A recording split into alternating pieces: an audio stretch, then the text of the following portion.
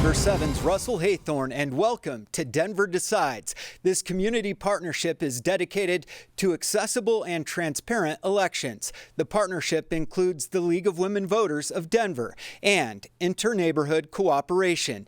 Denver Decides is presented by Denver 8 TV. Our goal today is to present a ballot issue forum as we gear up for Election Day, which is Tuesday, November 8th. Among the decision items for voters on this year's ballot is a statewide issue, Proposition 121, which asks Colorado voters, should the state income tax rate be reduced from 4.55% to 4.40%?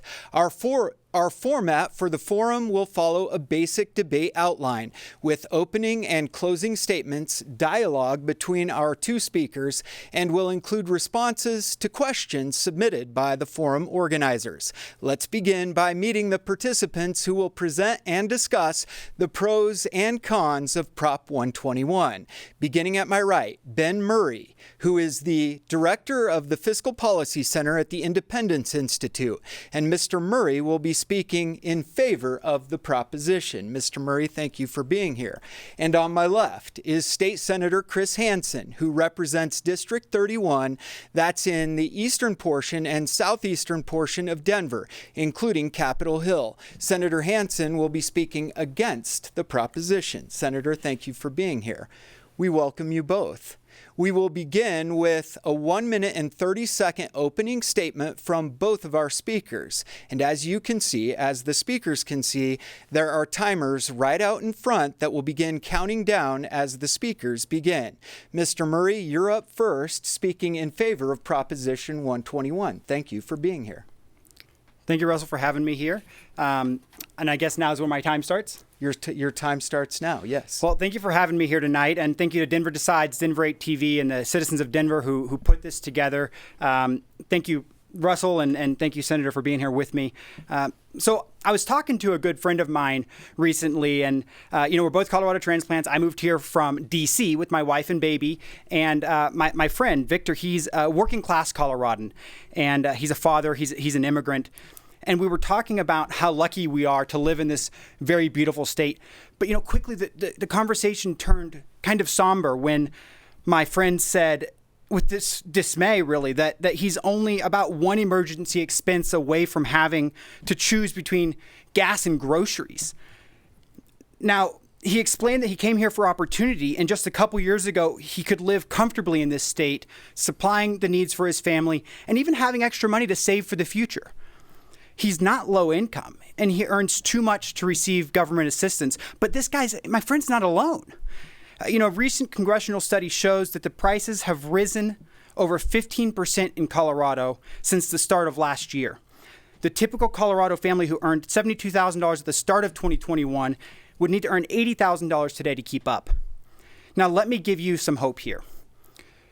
This year, citizens have put Proposition 121 on the ballot.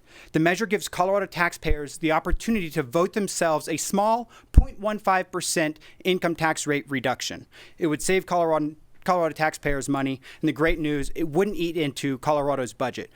It's a win-win. Colorados can keep a little more of their own money in their pocket without affecting state services.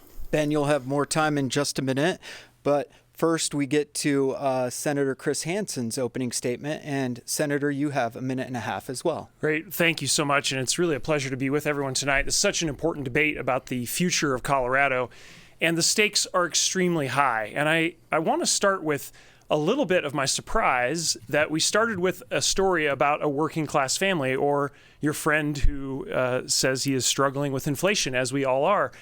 I have no doubt that is the case. Unfortunately, though, Proposition 121 is the absolute worst thing for working class families in the state of Colorado. It proposes to cut the income tax rate. That sounds like a good thing, right? Let's cut the taxes for everybody. But it does very little to understand how this is going to affect the state and the things it's going to take away from us.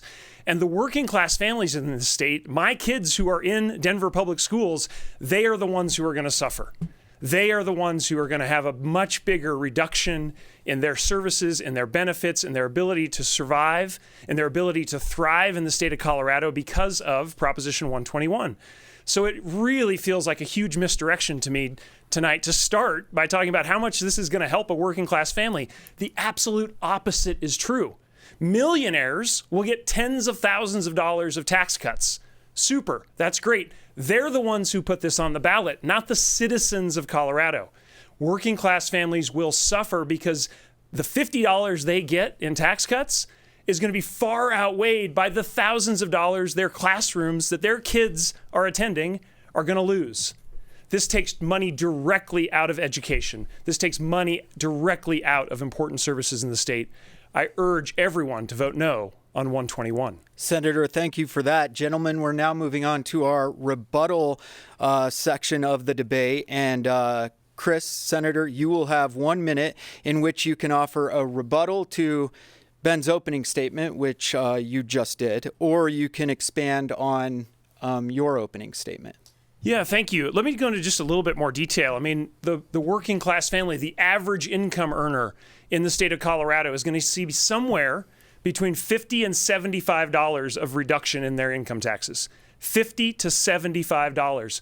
While millionaires in the state will see $7,000 and up in the reduction in their taxes. So who's really benefiting from Prop 121? Now, keep in mind, if we pass this, it means next year, $600 million in reduction in revenue. It means the year after that, around $420 million in reduction in revenue to the state through the income tax mechanism. And where do we take that away? Well, I can tell you because I serve as the vice chair of the Joint Budget Committee. And the last dollar in the state budget goes to K-12. It comes directly out of classrooms. That's why Proposition 121 is a huge mistake. So yes, a working class family is going to get $50 to $75, but they're going to see a huge reduction in the money in their kids' classroom. That is the wrong direction for the state of Colorado. Chris, thank you for that. Ben, now it's your turn. You can offer a rebuttal to Chris's opening statement or expand on your own. Well, thank you, Senator, for those remarks. Nobody is talking about cutting state services here, and it's disingenuous to suggest that's what's going to happen. The state of Colorado is experiencing multiple years, 5 consecutive years of multi-billion-dollar surpluses. That means this measure wouldn't cut into state services. It wouldn't even touch the state budget. In fact, it wouldn't touch the state budget at all as far out as state forecasters can see or have looked. Now, let's be clear. This is also an equal tax cut for every Colorado taxpayer. I believe Colorado voters are intelligent enough to understand that because Colorado has a flat equal tax rate for everybody, lowering the state rate with this measure means everyone gets the exact same tax cut. That's great. But this point is actually more condescending that he's made, Senator Hansen, than just assuming voters don't understand how percentages work. What Senator Hansen is saying is that it wouldn't actually help Coloradans, working class Coloradans, to get this extra money. They'd be much better off giving more money to politicians for them to spend it for these working class Coloradans for them, instead of them having the freedom to spend it for themselves. Ben, thank you for that. Gentlemen, we're now moving on to our one-on-one rounds, and you'll both have some choices when it's your turn. Essentially, we'll start with Ben, and Ben, you can ask Chris a direct question in this round, and then Chris will have 1 minute to respond to your question, or you may take that 1 minute to expand on the points that you're making. And Ben, it's your turn. So, since the start of the pandemic, Senator, the costs in Colorado have risen by over 19%. Over the same period, the state budget has risen about 18%, so about the level of inflation. Once the state government gets its inflation adjustment required by law to compensate for the record high inflation we've seen over the last year, state revenue, that is the amount of money the state gets to keep after issuing TABOR refunds, state revenue will be up 30% after that inflation adjustment, according to state economists. Meanwhile, Coloradans' wages have only risen 11% since the start of the pandemic.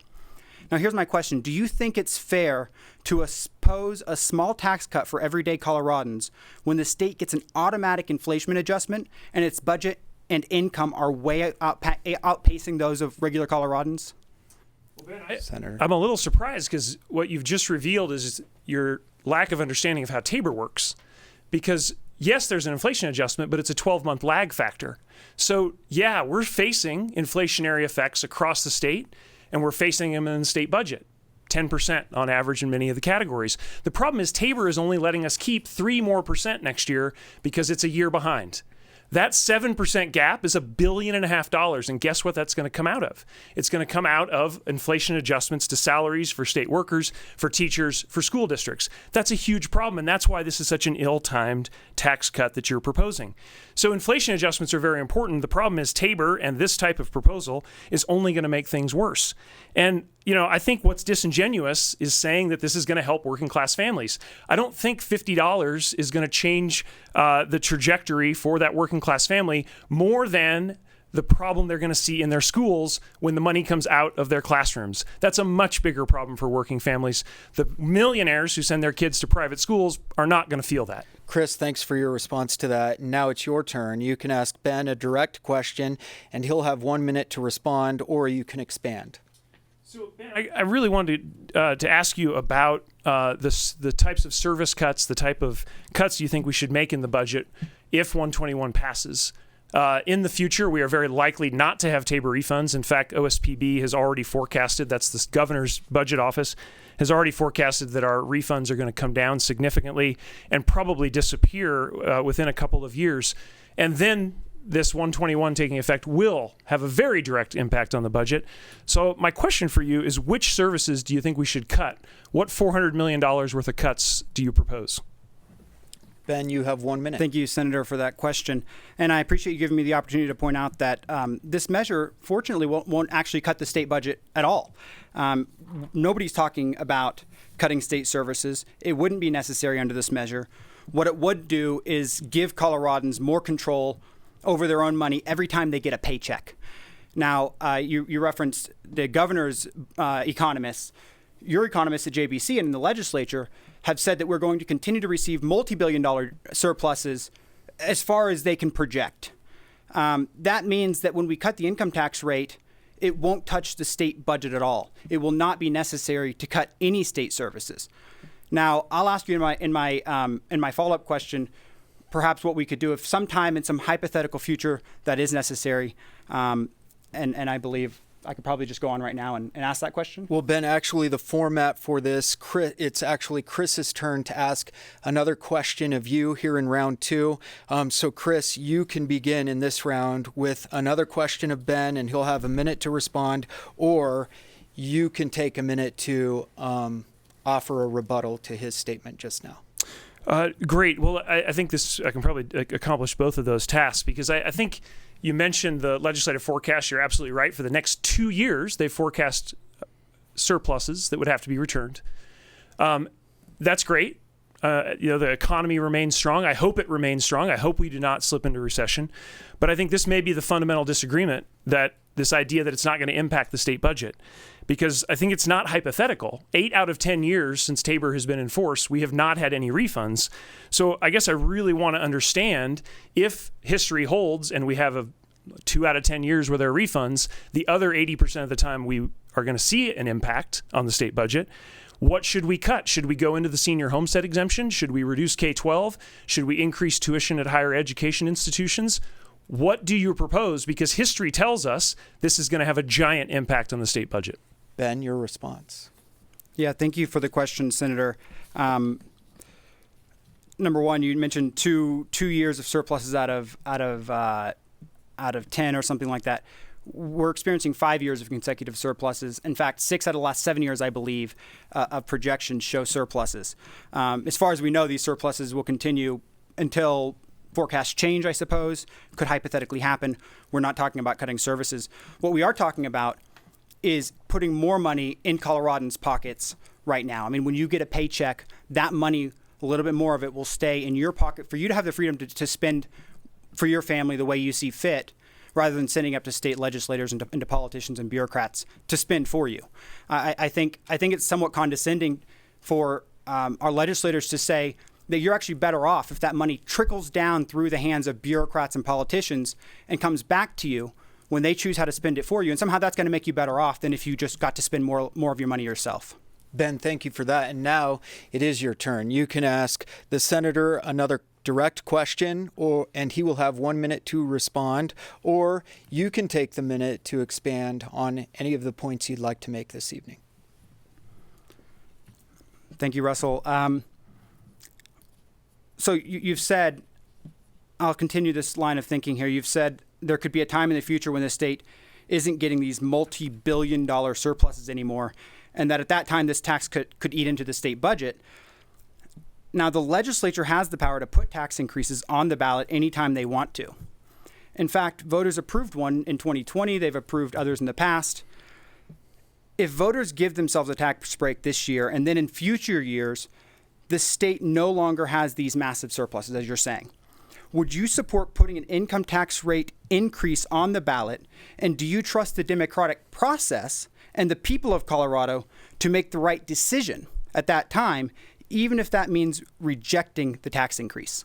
Ben, thank you. Senator, your Yeah, response. thanks. And just to remove all doubt, anticipating that you would advocate for surpluses forever and therefore no big deal on 121, I have the time series with me right here. In the 2010 to 2020, we had 2 years with refunds, and they were both very small refunds. So history is really clear here on what is ahead. Now, the economy goes up, the economy goes down. That changes state revenue, as you would expect. I would certainly love for there to be surpluses for as far as the eye can see, but that's simply not the case, and history indicates otherwise. So I think we need to be clear-eyed, and we need to be truthful with the voters of Colorado about the impact here. So it's not condescending to say, I want to fund the schools. Is that somehow looking down on voters? Absolutely not. My kids, your kids, everybody's kids in this city and this state want great classrooms. And what you're proposing is going to take $400 million during most years out of K-12. That is what I object to. That's not condescending. That is delivering what our state expects, great education for our kids. Thank you, Chris.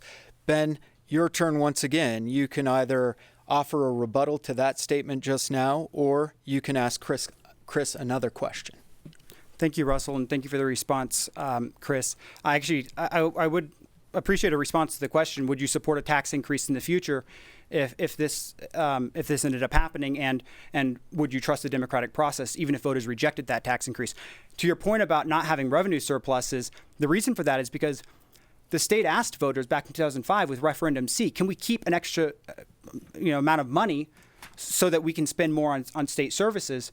And since then, the state has gotten more than $30 billion extra because voters said, yeah, sure, we'll give you extra. That's why we didn't reach those surpluses in the past. But let me ask you my question. Now, during the pandemic, the legislature increased fees on Coloradans by billions of dollars at a time when the state revenue was already reaching historic highs. Even though Coloradans passed a measure requiring the state to seek voter approval before passing large fee increases, the legislature used legal gimmicks to get around the will of the people. The biggest of these was Senate Bill 21260, which imposed over $5 billion in costs on Coloradans through fees on things like gas, ride-sharing, and delivery services. You supported that bill. But you also supported legislation this year to reverse some of those fees and some other fees. What made you decide earlier this year that Coloradans needed that break from government fees and that it was okay to give up those state revenues? Senator? Yeah, thank you. Let's have a debate on transportation. I think the voters of Colorado have been very clear that they want solutions to our transportation problems. So what I think you just advocated for was not fixing the roads, which I am surprised by. But let's go with that. Let's not fix the roads. Where are we as a state? Where are we as an economic powerhouse? We're nowhere, and we know that. And that's why we carefully crafted a package that would address the problem. And why did we have some of those pause this year? Well, because we're in a situation of high inflation, and it was appropriate to provide some temporary relief. But I think it's completely makes sense to have folks be able to have good roads, and to do that, we needed to pay for it. And that's exactly what the legislature did. And I'm very proud of Senate Bill 260 because we have delivered at the legislature exactly what the voters were asking for. That's the democratic process. That is the republic we live in. What you're advocating for is a very different vision of Colorado where we can't drive, we can't get around. That's not a place I want to live. Gentlemen, we're wrapping up this segment in the interest of time, but Chris, to be fair, we'll let you ask one final question of Ben if you have one. Yeah, thank you. I think one of the tenets that my my fellow interlocutor tonight is often part of at the Independence Institute is this idea that somehow tax cuts pay for themselves. And so one of the things I had a chance to look at over the last few years is what happened in Kansas, where they made some huge income tax cuts and basically defunded their schools in the process. And I guess I wanted to ask, is that the direction you'd like to see Colorado go, to follow the situation that we saw in Kansas over the last few years? They've now corrected it, thank goodness. But what do we do about K-12 funding long term if we continue every single cycle to see these initiatives come out of the Independence Institute? Ben? Yeah, I mean, again, I'll reemphasize that this wouldn't require any cuts to education or to any state programs.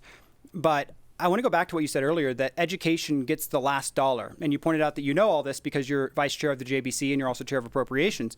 Why is the legislature giving only the last dollars to education? It seems to me that the legislature should be giving the first dollars to education, and we should be prioritizing this. The fact of the matter is that if at some hypothetical point in the future, this measure does force the government to start thinking about where to cut or something like that, number one is the legislature can always just ask us if they can increase taxes. But number two, it'll be up to the JBC, it'll be up to the legislature to decide how to prioritize. What the people of Colorado get to do as the ultimate arbiters of what power they want to give to government and which power they want to retain for themselves is they get to say, state, this is how much money we are choosing to allow you to have, and you do the best with it that you're able to within what we've chosen to give you. I'm sure legislators and politicians like Senator Hansen would love to have infinite amount of your money to spend for you, and I'm sure you'd be much better off if he were spending it all for you instead of you spending it for yourself and your family. Ben, thank you for that. Senator, thank you for that. We're moving on to card questions. This next round features questions submitted by the forum organizers, and you will each have 1 minute to respond. And please, out of respect for the other, keep your answers to just 1 minute. And we'll begin with Mr. Ben Murray, who again is here speaking in support of Proposition 121, which asks you, the voters of Colorado, should the state income tax rate be reduced from 4.55% to 4.40%. And Ben, this first question again is for the forum organizers, and I know we've addressed this topic here tonight, but again, here comes the question. In general, in a Tabor refund year, what would Prop 121's effect be on state spending and on Tabor refunds? Ben, you have 1 minute. Thank you for that question, and it's a great question, actually. I'm glad it came up. We are in a situation where the state is getting multi-billion-dollar surpluses year after year after year. What that means, number one, for spending, is that reducing income tax rates by a little bit would reduce revenue, but it would reduce the revenue that the state isn't legally allowed to keep anyways, which means it actually wouldn't dig into the state budget at all. Now, what does that mean for refunds? Well, it means that refunds would go down by the exact amount that this reduces revenues. Now that's okay because voters are still getting that money. They're getting just as much as they would have otherwise gotten through refunds, but instead of getting all of it through refunds and having to wait a year or more after their paycheck to get that money back, that's painful with 9% inflation. It means the value of that money's gone down a lot. But instead, with this measure, you would get a little bit more of your money with every paycheck. It would stay in your pocket, and you get to spend it now to help you and your family and your businesses while it's still worth more than after it erodes through inflation. Ben, thank you very much for that response. Senator, now it's your turn to answer a question from the forum organizers, and I know you've addressed this already in the debate as well, but here comes the question. More than half of Colorado taxpayers, it's been said, more than half of Colorado taxpayers would save less than $40 a year if this were to pass. How much would those at the top, those making over $1 million a year, who you've pointed out already, save on average? Yeah, this is a great question, and it really gets to the heart of the decision that we're asking Colorado voters to make. You know, the millionaires, million and above in income per year. So not the millionaires total throughout their life, but $1 million earners are going to get at least $7,000. If you make exactly $1 million, you're going to get about $7,000. And you can do the math, right? You make $2 million, you're going to get 14, et cetera. Is this what we're trying to do? Is this the type of state we want to live in where, we're being sold something that's an equal tax cut, where it's 75 cents on your paycheck? That's what we're talking about here? While millionaires are going to get tens of thousands of dollars of tax relief? Folks, that is just backward. the same families that are struggling, they're going to get 75 or 80 cents per paycheck. They're going to see way more than that come out of the services they rely on, like their local schools, like the higher ed institutions. This is not the direction we want to go. Senator, thank you for that response. The next question is for you as well. This measure would cut, you have argued, this measure would cut the state general fund, some say by more than $400 million in the next full state budget year and each year thereafter, whether or not there is enough revenue for a Tabor refund. What are the main programs the general fund supports? Yeah, absolutely. This is, I think, again, getting to the heart of the bait and switch that is the premise of Proposition 121, that somehow this is some sort of equal tax thing that's not going to hurt anybody. It's the proverbial free lunch. Folks, it's not a free lunch. We need to pay for schools. We need to pay for roads. We need to pay for the Department of Corrections. We need to pay for universities. We need to pay for the judicial department, right? All the big functions of state government that we rely on, that we count on for this state to be great, for this state to thrive. And so these sorts of proposals are essentially just trying to cut out the revenue streams that are needed for those services to be successful. It is an anti-tax, anti-government sort of proposal. And look, it's not condescending for me to want great schools. It's not condescending for me as a public official, as an elected representative in Denver, to want great universities and public safety. These are the things that make our state work, that make our state thrive. Let's say no to 121. Senator, thank you for that. Ben, it's now your turn again. You've argued that this proposition would not impact the state budget detrimentally. What income tax rate would the measure sponsors ultimately like in the long run? Sure. Thank you for that question from our viewers. And I think it's a great question. It's not really what we're here to talk about today, but we do believe, we agree actually with Governor Polis, and we agree with the Republican nominee for Governor, Heidi Ganahl, who both said that it would actually be ideal to reduce the income tax in Colorado to zero ultimately. Now, we'd have to find a way to accomplish that. But in terms of, if you're talking about, again, not the topic of this discussion really, but if you're talking about what is really the most effective way to generate revenue for the state, when you tax income, you're punishing, how do you earn income, right? You earn income by working and being productive. When you tax something, you discourage that activity, right? Is earning income, is being productive and working the thing that we want to discourage? Governor Polis has said, no, there are probably better ways to do it. We do agree with that. But the focus of this ballot measure is just a very small tax cut that wouldn't hurt the state budget. It would just put a little bit more money back in people's pockets today. Ben, thank you. Gentlemen, both of you, thank you. We appreciate the robust and healthy discussion here. That brings us to the end of our Q&A segment, and now we move on in this debate to our closing statements. Each of you will have a minute and a half, 90 seconds for a closing statement, and we will reverse the order of the opening statements, which means we begin with Senator Chris Hansen. And Chris, again, you have 90 seconds to offer your closing statement. Great, thank you. Well, again, it's a pleasure to be part of this discussion tonight. Such a vital discussion on the fiscal future of the state of Colorado. You know, Colorado has had such great success over the last decades because we have the right balance of forces. We've got relatively low taxes across the board, very low property tax rates, middle of the table when it comes to income tax, and it's that balance that has really helped us to thrive. The proposal in 121 is to start to upset that balance. It's to take resources out of the things that we count on. You know, as I mentioned earlier tonight, I'm proud father of 2 kids in Denver Public Schools. I want to see those schools be maintained at a very high quality level. And we're behind, folks. We are behind in funding education. We have a negative factor in the budget, in fact. That's what it's called. The budget stabilization factor, the negative factor. We're already behind. And Prop 121 is just going to put us further behind. It's a step in the wrong direction. And as we've talked about tonight, it is a tax cut that largely only benefits the ultra wealthy in the state of Colorado. That would be a silly decision to transfer more tax benefit to the wealthiest Coloradans at the expense of working class families who send their kids to the local public schools. It would be a terrible decision to move forward with 121, and I urge everyone watching tonight to please vote no on Proposition 121. Senator, thank you for your closing statement. And now a closing statement from Mr. Ben Murray. And Ben, again, you have 90 seconds to offer your closing. Well, it's been a pleasure to be here and discuss this really important ballot measure, this measure that'll give Coloradans an opportunity to get a little bit of a break at a time that they really need it. It's a break for all Coloradans. It's an equal, fair tax cut for all Coloradans.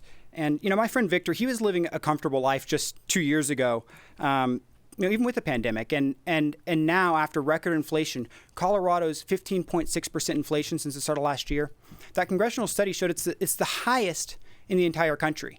And there's a reason for that. There's a reason why we're worse off in terms of inflation than other states, and it's because the taxes and fees that have been imposed on Coloradans and have been increased without voter permission. Over the last 2 years, politicians in this state increased fees on Coloradans by billions of dollars. They didn't ask voters' permissions before they did it either. Instead, they used legal loopholes to get around that requirement. Now, while the state was receiving the highest tax revenues in history and receiving billions of dollars in federal aid, our elected officials imposed billions of dollars in new fees and taxes on us. Now those same politicians stand before you and they tell you that you don't deserve a small tax break because $60 just doesn't mean that much to you. Well, that's just not right in my opinion. And I think what Senator Hansen's really saying is that working and middle-class Coloradans don't know how to spend their money better than bureaucrats and politicians do. I disagree. I think this would help Coloradans. I think they need a little bit of a lifeline, and I urge you to support Proposition 121. Ben, thank you so much for that closing. Gentlemen, way to go. That was a healthy discussion. It was great. I learned a lot. I hope the viewers did as well. On behalf of forum organizers, I'd like to thank you both for being here and discussing this. And our thanks also to Denver Decides and our partners, which include Inter-Neighborhood Cooperation and the League of Women Voters of Denver. Denver Decides is presented by Denver 8 TV. We hope we've given you a fair look at the pros and cons of Proposition 121. Remember, Election Day is Tuesday, November 8th. Let your voice be heard. Be sure you're registered to vote and get out there and vote. For complete election information, go to denverdecides.org. I'm Russell Haythorne from Denver 7. Thank you for joining us.